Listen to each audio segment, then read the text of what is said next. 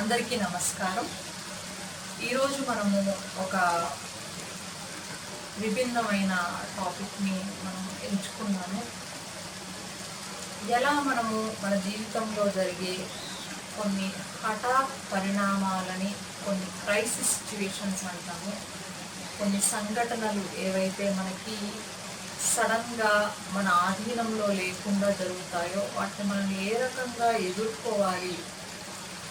ఎదుర్కోవడానికి ఏ రకమైన పరిస్థితులు మనము గమనించాలి అనే దాని గురించి మనం మాట్లాడుకుందాము.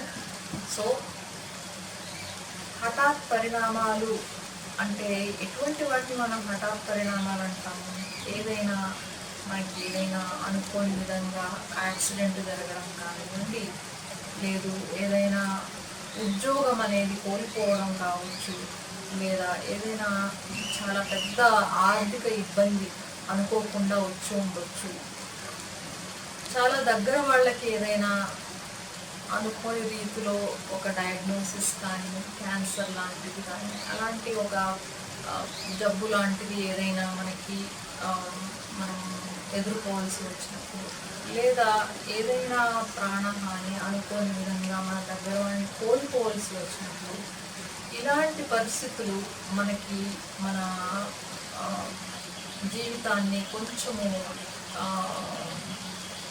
నార్మల్గా మనం రోజువారీ కార్యక్రమాలు కంటే కూడా మనకి ఒక సడన్గా మనకి అనుకోని విధంగా జరిగినప్పుడు కొంతవరకు మనకి ఒక రకమైన డిసార్గనైజేషన్ అంటాం. అంటే ఏ రకంగా దీన్ని నేను హ్యాండిల్ చేసుకోవాలి, ఆ పరిస్థితుల్లో ఆ విషయం తెలిసినప్పుడు ఒకళ్ళు ఉద్యోగరీత్యా ఆఫీస్లో ఉండొచ్చు, ఒకళ్ళు వేరే పని మీద వేరే చోట ఉండొచ్చు, స్కూలు కాలేజీ. సో ఎలా మనము ఈ పరిస్థితిని మనము ఎదుర్కోవాలి అనే దాని గురించి మనం ఈరోజు మాట్లాడుకుంటున్నాము. సో దేనికైనా కూడా మనకి ఈ ప్రిపరేషన్ అంటాం. అంటే మనము ఇలాంటివి జరగాలి అని ఎదురు చూడము, కానీ మనకు జీవితం అని అన్నప్పుడు ఇలాంటి సంఘటనలు జరగడం అనేది మనం తప్పించుకోలేము. ఎలాగైతే మనకి ఒత్తిడి అనేది మనకున్న జీవితంలో ఒత్తిడిని మనం ఎదుర్కోవడం నేర్చుకోవాలో, ఇటువంటి పరిస్థితులు వచ్చినప్పుడు కూడా దీన్ని మనము ఒక సానుకూల పద్ధతిలో మనం ఎలా చేసుకోవాలి అనడానికి మనము కొన్ని విషయాన్ని మనం మాట్లాడుకుంటాము.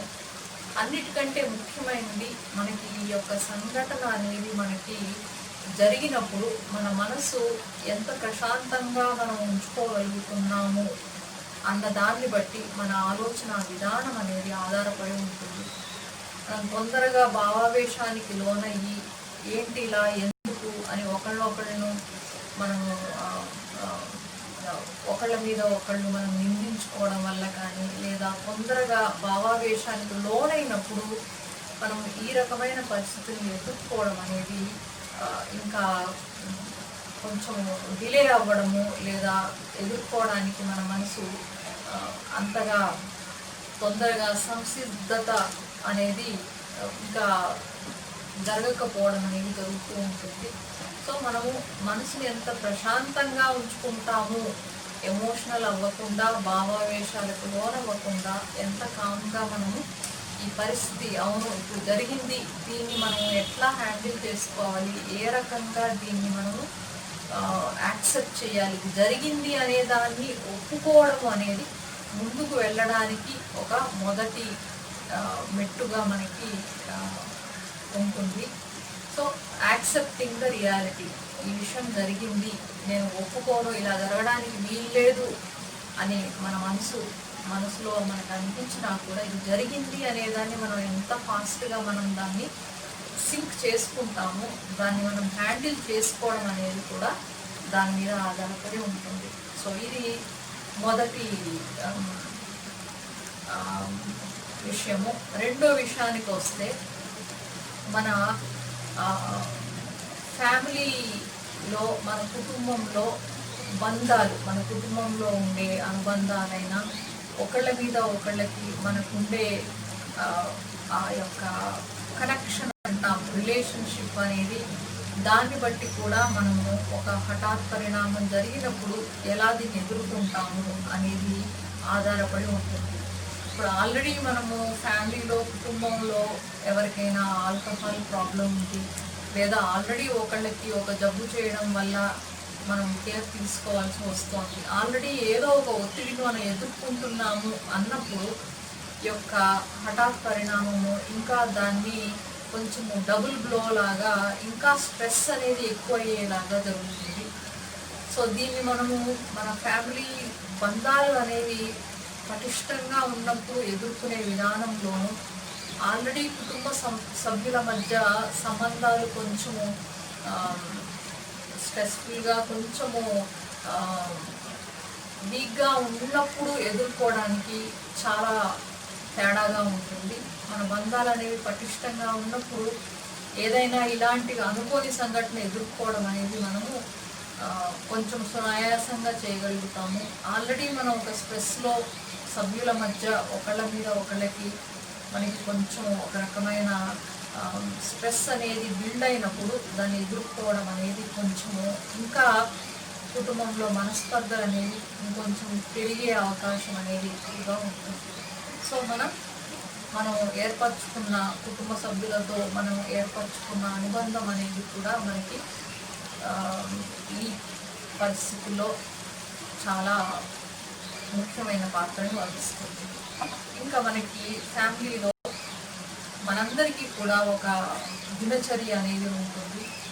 ఈ దినచర్యలో మనము ప్రతి వాళ్ళకి మన కుటుంబంలో 4 5 ఉన్నారనుకోండి, ఈ దినచర్య ఏదైతే మనకి ఉందో ఆ దినచర్యలో మనం రోజువారీ చేసే పనులతో పాటు ప్రతి ఒక్కళ్ళు వాళ్ళకి ఇష్టమైన 1-2 పనులు, కొంతమందికి వంట చేయడం ఇష్టం ఉండొచ్చు, ఇంకొంతమందికి ఏదైనా ఒక హాబీ, ఏదైనా గార్డెనింగ్ చేయడం కావచ్చు, లేదు ఒక పెయింటింగ్ చేయడం కావచ్చు, ఏదైనా ఒక మ్యూజిక్, ఏదైనా వాళ్ళకున్న హాబీని వాళ్ళు దినచర్యలో కొంత భాగము ఒక అర్ధగంటో 1 గంటో వాళ్ళు సమయాన్ని వెచ్చించినప్పుడు ఒక రకమైన పాజిటివ్ ఎనర్జీ అనేది మనం బిల్డ్ చేసుకోగలుగుతాము. ఈ యొక్క అంటే ఒక స్ట్రక్చర్, ఒక ఆర్గనైజ్డ్ వేలో మనం ఒక నిర్మాణాత్మకంగా మనం ఒక రొటీన్ అనేది ఉన్నప్పుడు మనకి ఇటువంటి అనుకోని సంఘటనలు జరిగినప్పుడు దాన్ని ఎదుర్కొనే విధానం అనేది కొంచెము మనకి స్ట్రక్చర్డ్గా ఒక కన్స్ట్రక్టివ్ వేలో మనము ఎదుర్కోవడం అనేది జరుగుతూ ఉంటుంది. సో ఆల్రెడీ మన దినచర్య అనేది మన ఈ రొటీన్ ఏదైతే ఉందో అది ఒక పద్ధతి ప్రకారం లేకుండా ప్రతిరోజు మారుతూ ఉన్నప్పుడు దాని క్రైసిస్ని ఎదుర్కోవడం అనేది ఇంకా మనకి ఎక్కువ ఒత్తిడిని కలిగించే అవకాశం అనేది ఉంటుంది. సో 4వ విషయానికి వస్తే, మనము కుటుంబంలో మనకంటూ ప్రతి కుటుంబానికి ఒక వాల్యూ సిస్టమ్ అంటాం, అంటే ఒక విలువలు. మా కుటుంబంలో పద్ధతులు ఇలా ఉంటాయి, మా కుటుంబంలో ఎలా ఉన్నా కానీ హెల్త్ అనేది, ఆరోగ్యంగా ఉండడం అనేది మాకు చాలా ముఖ్యము, లేదు హెల్తీ డైట్ తీసుకోవడం అనేది మాకు చాలా ముఖ్యము. ఎలాంటి మనకి పరిస్థితులు వచ్చినా కూడా మనము మన ఆర్థిక విషయాల్ని మనం ఓపెన్గా మాట్లాడుకోవాలి. ఒక బిజినెస్ ఫ్యామిలీ అనుకోండి, లేదా ఒక 4-5 కలిసి ఒక పనిని చేస్తున్నారు, ఆర్థికంగా మనము ఓపెన్గా ఉండాలి. వచ్చిన లాభాలని కానీ ఏదైనా నష్టాలని కానీ మనం సమానంగా తీసుకోవాలి అనే ఒక వాల్యూ సిస్టమ్ అనేది బిల్డ్ చేసుకున్నప్పుడు, లేదా మనం ఎటువంటి పరిస్థితి వచ్చినా కూడా కలిసే ఉండాలి, ఈ రకంగా మనందరికీ కూడా కొన్ని ఫ్యామిలీ వాల్యూ సిస్టమ్స్ అనేవి ఉన్నప్పుడు, ఇలాంటి హఠాత్ పరిణామాలు జరిగినప్పుడు ఈ వాల్యూ సిస్టమ్ అనేది మనకి ఒక వెన్నుముకలాగా మనకి ముందుకు తీసుకెళ్ళడానికి మనకి ఉపయోగపడుతుంది. సో ఇది మన ఫ్యామిలీ సిస్టమ్, వాల్యూ సిస్టము. ఇంకా మనము ఇంటర్ డిపెండెన్సీ, అంటే కుటుంబంలో మనము చేసే పనులు ఏవైతే ఉంటాయో, ఆ కుటుంబం సాఫీగా సాగడానికి చేసే పనులు ఏవైతే ఉంటాయో అవి ఒకళ్ళ మీద ఒకళ్ళు ఆధారపడి చేసినప్పుడు వాళ్ళ మధ్యలో అనుబంధం అనేది అంటే రిలేషన్ అనేది పటిష్టంగా ఉంటుంది. ఇంటర్ డిపెండెన్సీ ఫ్యాక్టర్ అంటాము.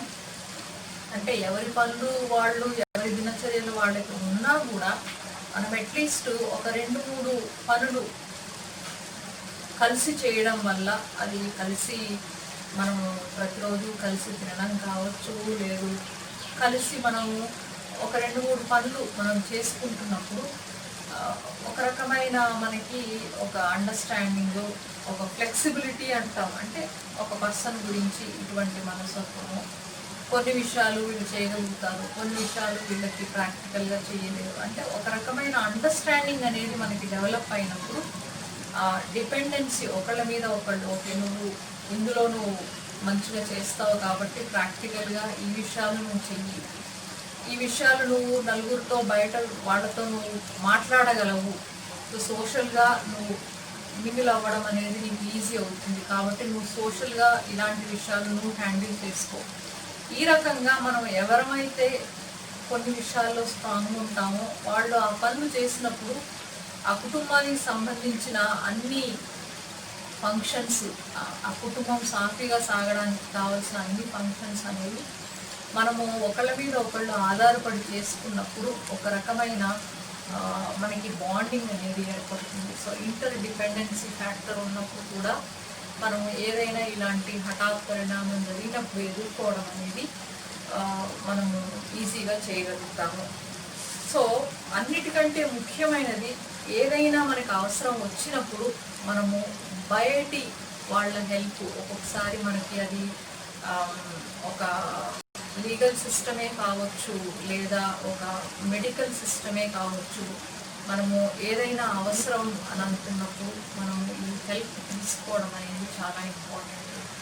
మనకి బయట వాళ్ళకి తెలుస్తుందేమో, లేదు మన ఎవరైనా తప్పుగా చూస్తారేమో, వేరే వాళ్ళు మనకి ఏదైనా మనకి చిన్న చూపు చూస్తారేమో అని అనుకొని మనము కొన్ని విషయాల్ని దాచిపెట్టుకోవడం వల్ల మనకి ఏదైనా హెల్ప్ అవసరం వచ్చినప్పుడు తీసుకోకుండా మనము ఉన్నప్పుడు కూడా మనకి క్రైసిస్ అనేది హ్యాండిల్ చేసుకొని ఇంకా ఎక్కువ ఒత్తిడిని కలిగించవచ్చు. సో అవసరం అయినప్పుడు ఏదైనా ఒక హెల్ప్ మనకి కావాలి అని అనుకున్నప్పుడు మనము అదే ఇంపార్టెంట్, వేరే వాళ్ళు అనుకుంటారు అనేది కాకుండా మనకి ఈ సమయానికి ఈ హెల్ప్ కావాలంటే పలానా వాళ్ళకి మనం అప్రోచ్ అవ్వడం ఇంపార్టెంట్ అని అనుకున్నప్పుడు తప్పకుండా మనము సహాయం తీసుకోవడానికి మన మనసు ఓపెన్గా ఉండడం అనేది కూడా చాలా ఇంపార్టెంట్.